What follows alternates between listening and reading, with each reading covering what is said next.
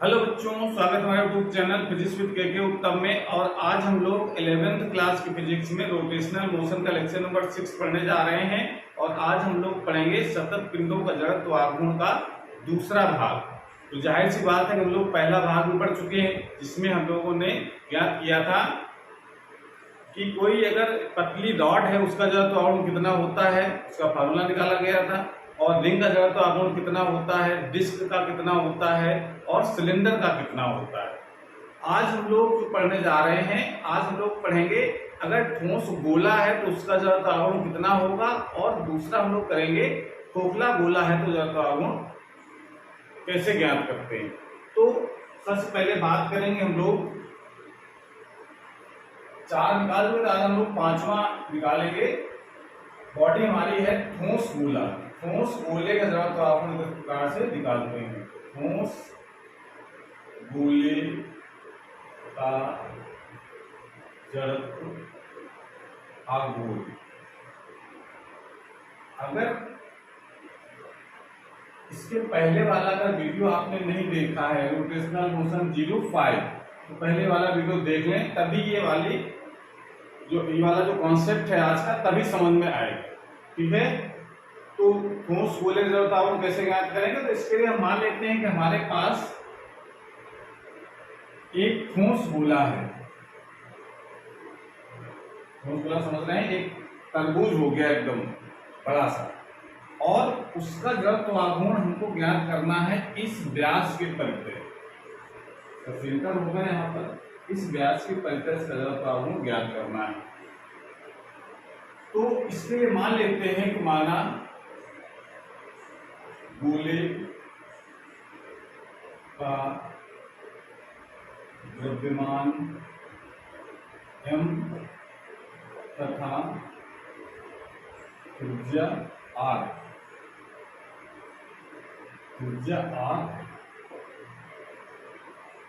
अब ये ठोस अगर गोला है तो इसका मतलब उसका जो द्रव्यमान होगा वो संपूर्ण आयतन में बटा होगा। ठीक है ना, संपूर्ण आयतन में बटा होगा। तो हम पहले एकांक आयतन का द्रव्यमान पहले निकाल लेते हैं। गोले के एकांक आयतन का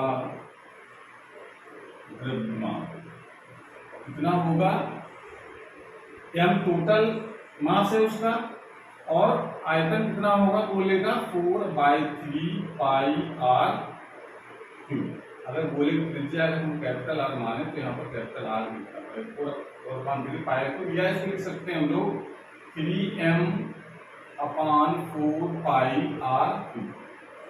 ये इसका एकांक आयतन का द्रव्यमान हो गया। अगर हम सतत पिंड का जड़त्व आघूर्ण निकालते हैं, सूत्र कौन सा लगाते हैं, ये हम लोग पढ़ चुके कायदे से। BI का मान जो होता है उसका फार्मूला तो होता है dm r² या x², कुछ भी कर सकते हैं। ठीक है ना, मतलब dx², x का मतलब dm की गुणा से दूरी कितनी है। अगर पूरा निकालना है तो फिर हम लोग इंटीग्रेशन कर देते हैं। तो ये मेन सूत्र हम लोग यूज करते हैं।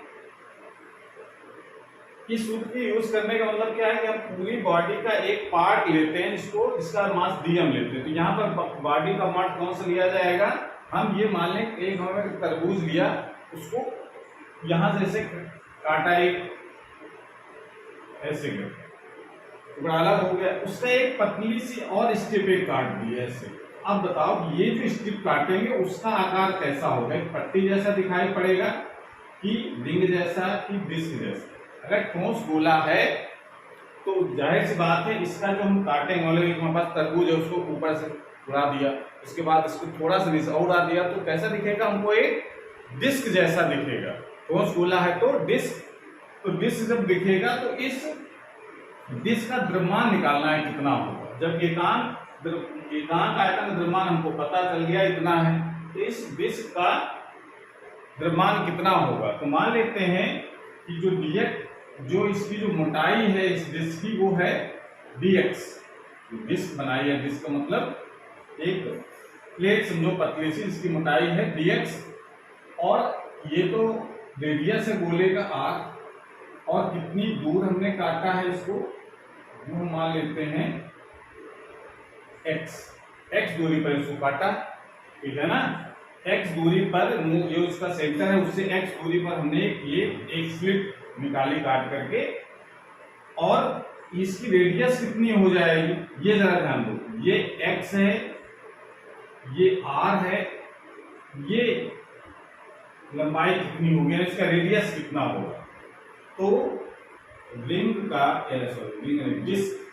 डिस्क कटेगी ना, डिस्क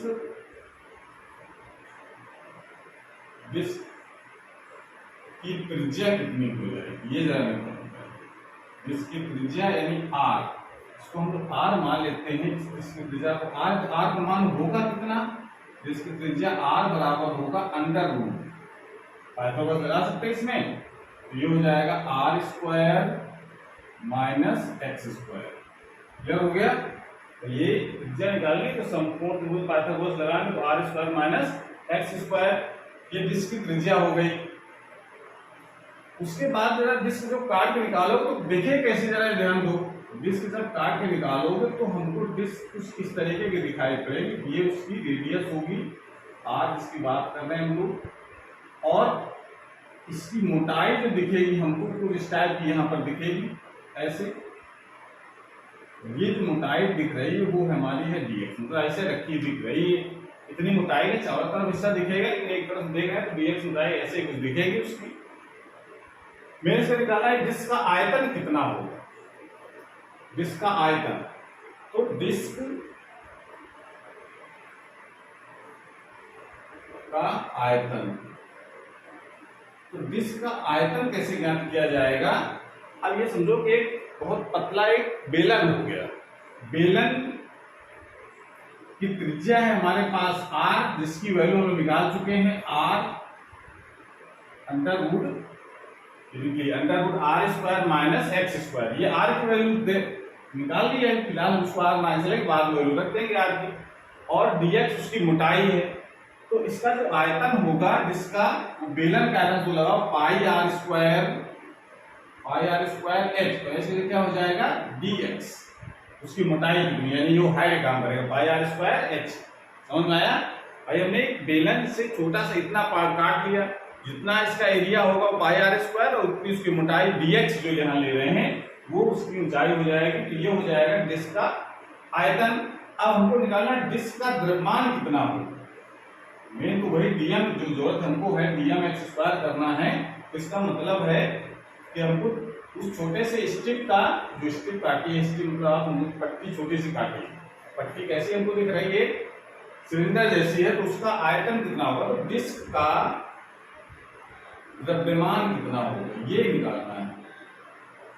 द्रव्यमान, डिस्क का द्रव्यमान होगा जिसको हम लोग dm कहते हैं, इसका द्रव्यमान dm, ये कितना होगा भाई। टोटल इसका डिस्क का आयतन है इतना, और एकांक आयतन का द्रव्यमान इतना। तो इसका मतलब है जो एकांक आयतन का द्रव्यमान है उसको 3m/4 pi are cube into, इसी को सारा कैसे लिखा गया है, और ये जो उसका आयतन है पाई आर स्क्वायर और dx। ये बात समझ में आ रही है। एकांक आयतन का द्रव्यमान इंटू डिस्क का कुल आयतन कितना है, तो मल्टीप्लाई कर देंगे तो डिस्क का द्रव्यमान आ जाए कितना है। यहां से पाई से पाई कैंसिल हो जाएगा, क्या बचेगा 3m/4 आर क्यूब और आर स्क्वायर और dx। ये डिस्क का द्रव्यमान निकाल लिया, जिसको dm कह रहे हैं लोग। dm की वैल्यू इतनी आ गई, इतना नोट करो जरा पहले। उसके बाद अब जरा हम ये पहले हम इस डिस्क का जरा तो आघूर्ण निकाल लेंगे।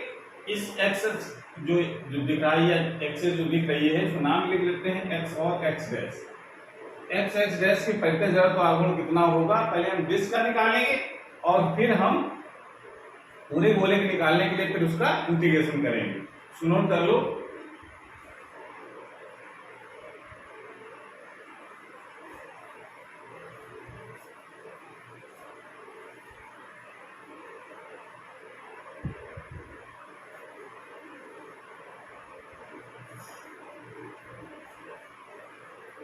अब डिस्क का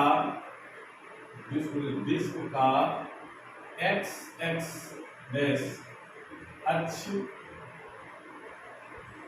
की परितः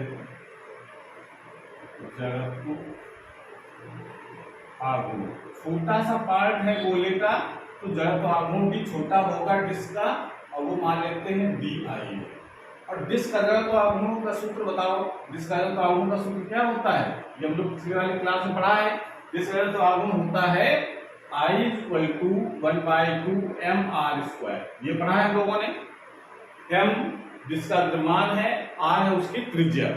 अब जरा यहाँ पर ध्यान दो, यहाँ पर जो डिस्क काटी है उसकी त्रिज्या कितनी है r, और मास हम लोग कितना निकाला है, कितना, तो जड़त्व आघूर्ण कितना होगा 1/2 तो रहता है फार्मूले में, यहाँ पर हो जाएगा dm, उसका मास कितना है dm इंटू उसकी त्रिज्या, तो डिस्क की त्रिज्या कितनी है r, तो r² हो जाएगा। ये बात समझ में आई। यहाँ dm r² नहीं करेंगे, यहाँ हमारे पास कोई इसलिए कोई बिंदु मास नहीं है, हमारे पास एक डिस्क है और डिस्क का जड़त्व आघूर्ण यहाँ पर लगाएंगे 1/2 mr²।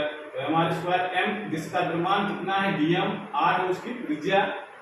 अब जरा ध्यान दो, अगर हम पूरे का निकालना हो, ऐसे मैंने एक स्ट्रिप काटी है x दूरी पर, ऐसे ही अगर हम पूरे में स्टेप बाय स्टेप काट लेते हैं इसको और फिर सबको जोड़ दें, तो जोड़ देंगे तो पूरे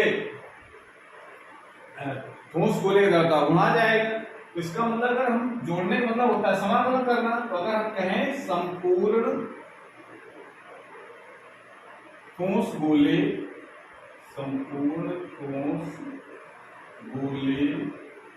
का एक्स एक्स डैश अक्ष की एक्स एक्स डैश ये वाला है। अब चाहे ऐसे भी कोई व्यास है, ये व्यास के परिधि तो आघूर्ण सेम होगा, चाहे वो व्यास ऐसे हो चाहे ऐसे हो चाहे ऐसे हो, कोई भी व्यास ले सकते हैं, ठीक है ना, सिमेट्रिकल है वो चारों तरफ से। तो इस वजह से उसके अक्ष बदल देने से उसमें जो व्यास की पोजीशन बदल देने से उसके जड़त्व आघूर्ण पर कोई प्रभाव नहीं पड़ेगा, व्यास किसी भी पोजीशन में हो। संपूर्ण ठोस गोले का एक्स एक्स डैश अक्ष के परितः जड़त्व आघूर्ण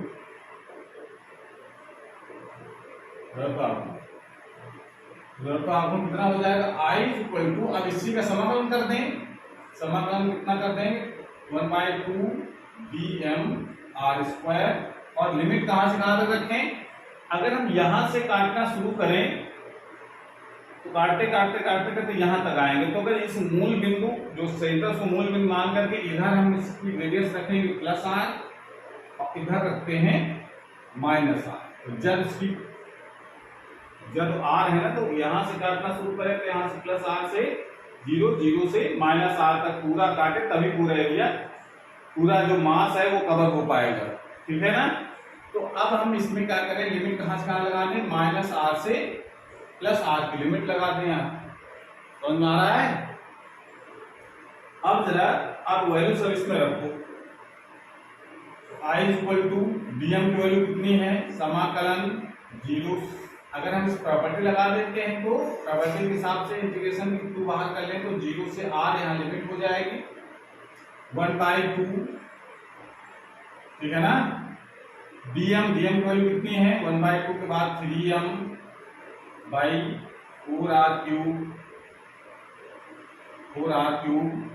r² और dx ये हो जाएगा, और इंटू ये तो हो गया पूरा dm हमारा, इंटू क्या हो जाएगा r² इंटू r², ये हो गया। अब आगे का सवाल करना है,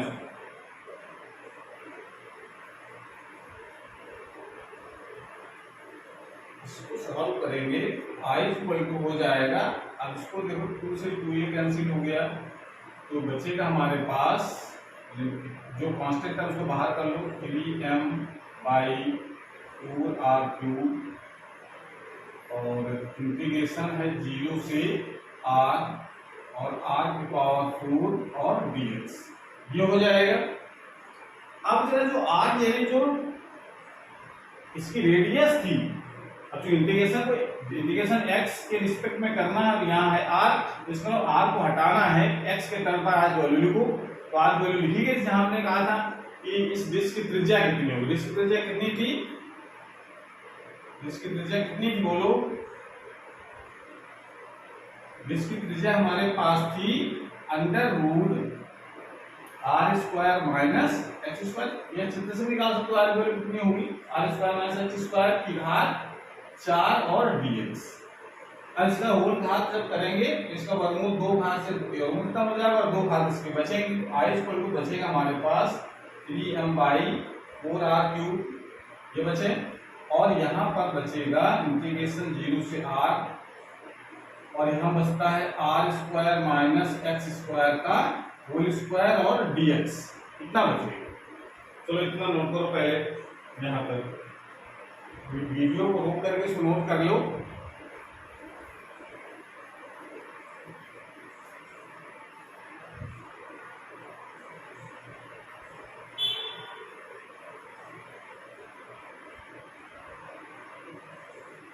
आई इक्वल टू, इसी के आगे जरा देखना है, आई इक्वल टू 3m/4r³।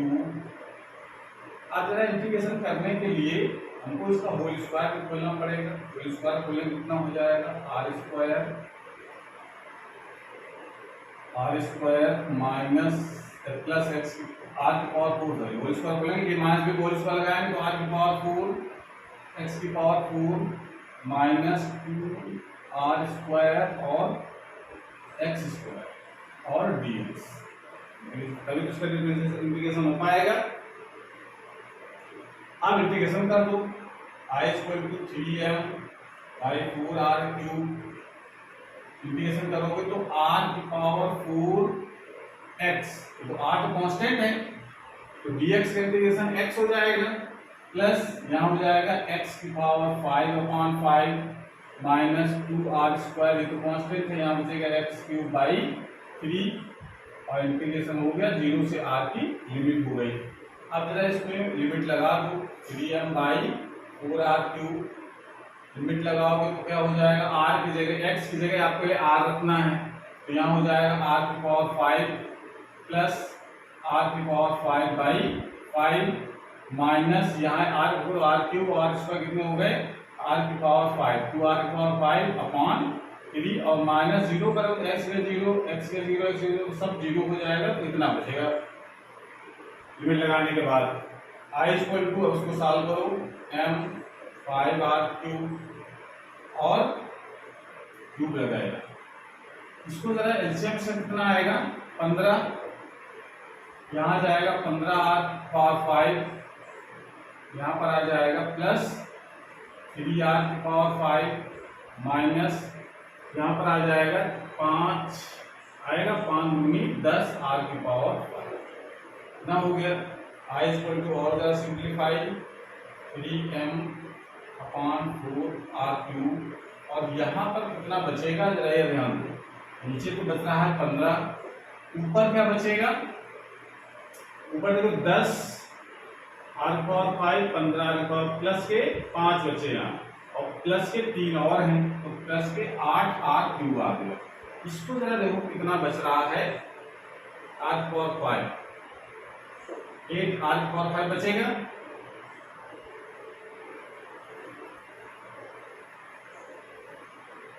और सॉल्व करो इसको तो देखो कि 4 दूनी 8 और 3 कंगम 3 और 3 15, और इसके हिसाब से इसकी पावर 2 बचेगी, ठीक है ना, कितनी बचेगी पावर 2, क्या बचेगा m/2/5 और mr²। ये ठोस गोले का जब तो आगमन होता है किसी व्यास के करते अगर घुमाया जाए गोले को तो 2/5 mr²। तो याद रखना, रिजल्ट आपको जरूर याद रखना है गोले का कितना होता है, बेलन कितना होता है, डिस्क कितना होता है, तो ठोस बेलन कितना है 2/5 mr², ठीक है। तो नोट कर लीजिए, इस प्रकार से आपको ये ठोस गोले का जड़ तो आगमन ज्ञात कर देंगे, 2/5 mr² रिजल्ट जरूर याद रखेंगे, नोट कर लिया। चलिए ठीक है। अब उसके बाद फिर दूसरा इसमें पार्ट और बचता है एक, अगर ये ठोस ना होकर खोखला गोला है जो वो कैसे निकालेंगे, उसको भी हम लोग देख लेते हैं।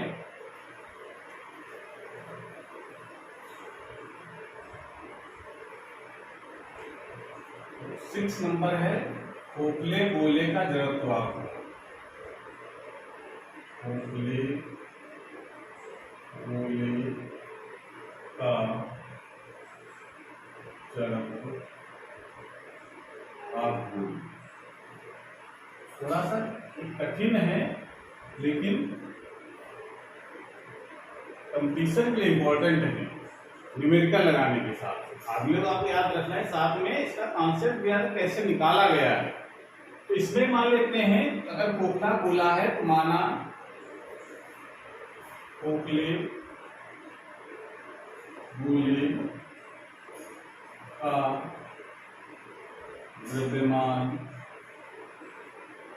m तथा त्रिज्या r मान लिया। ये अब मान लेते हैं हमारे पास एक खोखला गोला है और इसको भी हम x अक्ष की परितः घुमाएंगे, यानी व्यास की परितः घुमाना है। व्यास की परितः घुमाना है। व्यास की पोजीशन कहीं भी हो सकती है। ये मान लेते इसका सेंटर है, इसको हम इस ऐसे घुमाना है, ठीक है। इसमें भी क्या करें हम, एक खोखला गोला यानी समझो कि एक खोखली बॉल है प्लास्टिक की, और उसको हमने 2 जगह से काट दिया और बहुत गैप नहीं रखा ज्यादा काटने, मतलब एक जगह जैसे काटा और फिर उसी के पास में दूसरी जगह से काट दिया। तो अब जो कटा हुआ ऐसा दिखाई पड़ेगा, नहीं आप समझे खोखली बॉल लीजिए, उसको पहले उड़ाइए ऊपर से, उसके बाद थोड़ा सा छोड़ करके फिर नीचे से काट दीजिए। तो क्या होगा कि जो पार्ट हमको दिखेगा वो कैसा दिखेगा, ऐसा दिखेगा जैसा चित्र में दिख रहा है, स्ट्रिप जैसा। ऐसा नहीं दिखेगा, कैसा दिखेगा, एक रिंग जैसा। अगर गोले को खोखले गोले को काटा जाए, ठोस गोला काटा जाता है तो वो डिस्क जैसा दिखती है उसकी पट्टी, और अगर हम खोखला गोला काटे तो कैसे दिखेगी, रिंग। तो इस रिंग का जब तो हम ये माने कि गोला हमारा जो है वो छोटी छोटी रिंगों से मिलकर के बना है, पतली पतली रिंगों से मिलकर के बना है। उन सब रिंगों का जरूरत तो आप निकाले और सबको जोड़ने वाला होता है इंटीग्रेशन। तो अब यहाँ पर भी आपको एक काम करना है कि हम मान लेते हैं कि इसकी त्रिज्या हमने मान रखी है कितनी, r, त्रिज्या कितनी है r। ये जो dx मोटाई की जो हमने पट्टी काटी है, यहाँ पट्टी दिख रही है पर रियल में थ्री डायमेंशनल फिगर है तो इसको हम पट्टी दिखेगी, लेकिन एक्चुअल में आपको इमेजिन करना है कि कैसी है, कि रिंग है और रिंग का रेडियस कितना होगा। अगर ये कोण अगर हम मान लेते हैं थीटा है, ये कोण मान लेते हैं थीटा है, ये वाला कोण मानो, इसको पट्टी की जो चौड़ाई है उसके दोनों सिरे अगर सेंटर से मिला जाए, सेंटर हो गया इसका, ये एंगल अगर थीटा है तो ये कोण जो पतला सा दिख रहा है, छोटा सा दिख रहा है ऐसे, ये एंगल मान लेते हैं डी थीटा। समझ में आ रहा है? मतलब ये जो पतली जो स्ट्रिप दिख रही है, बाहर से तो स्ट्रिप पतली दिखेगी, वो इसकी dx मोटाई की, मतलब ये समझो कि इसमें भी इस तरीके की रिंग कैसे दिखेगी हमको, रिंग एक से ये रिंग हमने काटी, उसकी मोटाई जो देखिए कितनी मोटी काटी है, ये जो हिस्सा दिख रहा है ये dx है, ये जो मोटाई दिखी वो क्या है, dx, और इसकी रेडियस ये रेडियस जो दिखेगी उसका मान कितना होगा ये ज्ञात करना है। तो अगर ध्यान दो, ये अगर r है, ये अगर r है, ये एंगल थीटा है, ये रेडियस कितनी हो जाएगी r, इसका इस दिशा में r साइन थीटा, इधर क्या होगा r cos थीटा, ये तो आएगा। इसमें वही एंगल देखो, ये थीटा, इसके रेडियस भी r है, रेडियस r, ये वाले गोले के रेडियस r, तो इसका ये वाला मान कितना होगा, ये देखो ये इस तरीके से ये एंगल थीटा है और ये लंबाई दूसरा कितनी है ये हमको पता है r। तो r को मतलब हो गया, यहाँ पर हमको निकालना है r, और यहाँ साइन थीटा लंबटे का लगाओगे तो ये वैल्यू कितनी आएगी, r साइन थीटा है, cos थीटा नहीं, r साइन थीटा। आएगा कि नहीं? ये होगा साइन थीटा बराबर लंब बटे कर्ण, लंब बटे कर्ण, लंब की वैल्यू कितनी हो जाएगी 8 साइन थीटा। तो त्रिज्या इसकी हो जाएगी, जो हम स्ट्रिप काट रहे हैं तो जो काटेंगे स्ट्रिप वैसे की रिंग, तो रिंग की त्रिज्या कितनी हो गई? पहले तो हम इसका जो मास हमने लिया पूरा मास m है, और ये मास डिस्ट्रीब्यूटेड कहाँ है? पूरे सरफेस पर, यानी क्षेत्रफल पर बटा हुआ है। अंदर तो है नहीं, अंदर तो खोखला है, तो पूरे पृष्ठ में बटा हुआ है। तो एकांक जो क्षेत्रफल है उसका द्रव्यमान कितना होगा, तभी हम इस रिंग का द्रव्यमान निकाल पाएंगे। तो पहले हम यहाँ लिख लेते हैं कि गोले के एकांक क्षेत्रफल का द्रव्यमान, एकांक क्षेत्रफल का द्रव्यमान कितना होगा?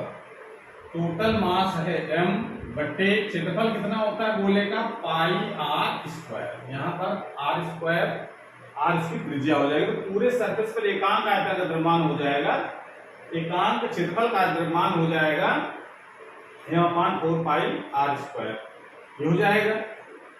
अब जरा ये हमको निकालना है मेन, इस जो रिंग काटी है उसका द्रव्यमान कितना होगा, तभी तो हम रिंग का द्रव्यमान निकाल करके उसका हम निकालेंगे। तो रिंग का द्रव्यमान निकालने के लिए हमने एकांक आयतन का द्रव्यमान निकाल लिया। अब जरा रिंग का पहले निकालें क्षेत्रफल कितना होगा, रिंग का क्षेत्रफल। तो पहले रिंग की त्रिज्या कितनी होगी? रिंग की त्रिज्या, तो रिंग की त्रिज्या हमारे पास हो जाएगी r साइन थीटा। त्रिज्या तो यहाँ पर r साइन थीटा मान ली हमने, मान कर लिए r साइन थीटा त्रिज्या हो जाएगी जब उसका गोले की त्रिज्या है r। समझ में आ रहा है? ये जो वैल्यू यहाँ पर आ रही है, इसका जो हमने काटी है रिंग, इसकी ये जो त्रिज्या होगी वो r साइन थीटा के बराबर है। और रिंग का क्षेत्रफल कितना होगा? रिंग का क्षेत्रफल, अब क्षेत्रफल कैसे निकाला जाएगा रिंग का? रिंग का क्षेत्रफल कैसे निकालेंगे उसको क्या करें हम, अगर हम यहाँ जैसे कट करते हैं ऐसे, तो ये और कट करने के बाद उसको पूरा फैलाएं, तो जब फैलाएंगे तो एक हमको एक लंबी सी स्ट्रिप दिखेगी ऐसे, जिसमें से ये जो मोटाई है वो है dx, और इसकी ये जो लंबाई होगी किसके बराबर होगी? जितनी उसकी परिधि होगी। परिधि कितनी होगी? 2 पाई r साइन थीटा के बराबर। 2 पाई r होता है तो r कितना है? r साइन थीटा, तो 2 पाई r साइन थीटा इसको हो जाए। तो ये रिंग का क्षेत्रफल कितना होगा? एक आयताकार स्ट्रिप दिखेगी हमको ऐसे फैलाने से, तो आयताकार स्ट्रिप का क्षेत्रफल क्या होता है? लंबाई बटे चौड़ाई। तो लंबाई कितनी है इसकी? 2 पाई r sine theta into dx। ठीक है ना? ये रिंग का क्षेत्रफल निकाल लिया हमने। एकांक क्षेत्रफल का द्रव्यमान है इतना, यहाँ 4 पाई आर स्क्वायर, तो रिंग का द्रव्यमान कितना हो जाएगा? तो क्षेत्रफल हमने निकाल रखा है, तो रिंग का द्रव्यमान, और रिंग के द्रव्यमान को ही हम लोग कहते हैं dm, और dm का मान कितना होगा? कुल क्षेत्रफल इतना, एकांक क्षेत्रफल का द्रव्यमान है इतना, तो यानी एकांक जो क्षेत्रफल का द्रव्यमान है उसमें हम मल्टीप्लाई करा देते हैं रिंग के क्षेत्रफल से, 2 पाई r साइन थीटा और dx। ये बात समझ में आ रही है? समझ में आई?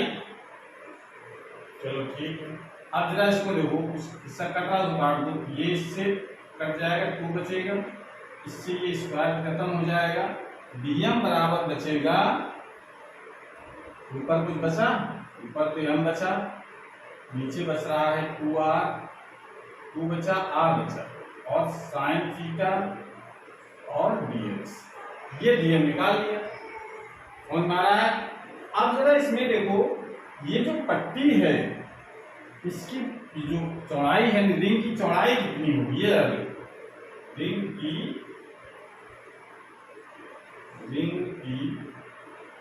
चौड़ाई, रिंग की चौड़ाई इसको हम dx बोल रहे हैं, इसकी वैल्यू कितनी होगी? dx की वैल्यू निकालना पड़ेगा। तो dx, रिंग की चौड़ाई कितनी होगी ये जरा ध्यान दो।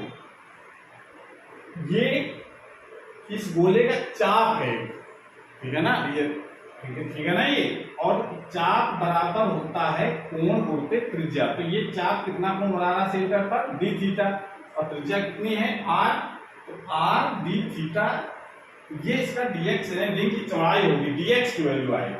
जब dx की वैल्यू हम इसमें रख देंगे ऊपर वाले में dm में, तो dm का मान कितना हो जाएगा, इसलिए dm बराबर कितना हो जाएगा, m/2r sin थीटा, और dx की वैल्यू लगा देंगे तो r d थीटा, ये हो जाएगा। या dm इसको dm कितना हो गया, dm इक्वल टू हो गया,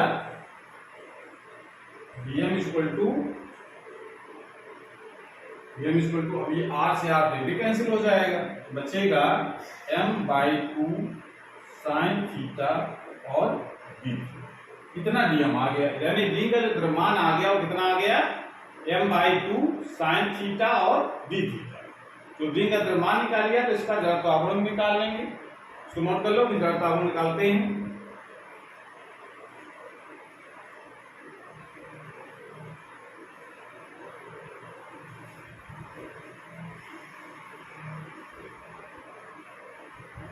dm की वैल्यू 3 निकाल,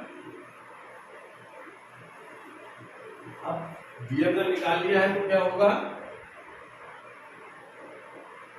रिंग का x डैश, जो x डैश नाम लिखते हैं, x और x डैश, हमने x मानी है कि व्यास के तरफ घुमा रहे हैं, तो रिंग का x डैश अक्ष की परितः जड़त्व आघूर्ण, तो पतली सी रिंग काटी कितना होगा, DI, जड़त्व आघूर्ण होता है रिंग का m/2, तो m कितना है रिंग का, dm, और इसकी त्रिज्या कितनी है, इस रिंग की त्रिज्या r sin थीटा, और इसका स्क्वायर भी करना है। समझ आई, रिंग का जड़त्व आघूर्ण कितना होता है, I = mr², m रिंग का द्रव्यमान, r रिंग की त्रिज्या, m रिंग का द्रव्यमान कितना है, dm, r उसकी त्रिज्या कितनी है, r sin थीटा। ठीक है, तो di का मान कितना हो जाएगा, अगर dm की वैल्यू हम ये वाली यहाँ लगा देते हैं तो हो जाएगा m/2 sin थीटा और d थीटा, ये तो हो गया dm, और ये हो जाएगा इनटू r² sin² थीटा, ये हो गया। या इसको लिख सकते हैं di इक्वल टू, तो सिंप्लीफाई कर लो तो इसको लिखा जा सकता है m/2 और r² भी है, r² और साइन क्यूब थीटा और d थीटा, कितना हो गया। जब हमने एक रिंग का निकाल लिया और पूरे गोले का निकालना है तो ऐसे स्टेप काट सकते हैं बहुत सारी, और जब स्टेप काटेंगे तो देखो, जब मतलब यहाँ स्टेप पहले शुरुआत की हमने, तो यहाँ से काटो थीटा कितना होगा, 0 होगा कि नहीं, यहाँ स्टेप काटेंगे तो थीटा कितना आएगा, 0, और काटा थीटा बढ़ा, और काटा और काटा और काटा, पूरा जब काट देंगे तो थीटा बढ़ते बढ़ते कितना हो जाएगा, 0 से पूरा थीटा कितना हो गया, इतना, यहाँ से एंगल घुमा और घूमकर कितना आ जाएगा, पाई के बराबर। तो यहाँ पर इसका मतलब है कि जब हम स्टेप काट लेंगे और सबको जोड़ेंगे, जोड़ने का मल्टीप्लिकेशन करना है, तो इन सकते संपूर्ण खोखले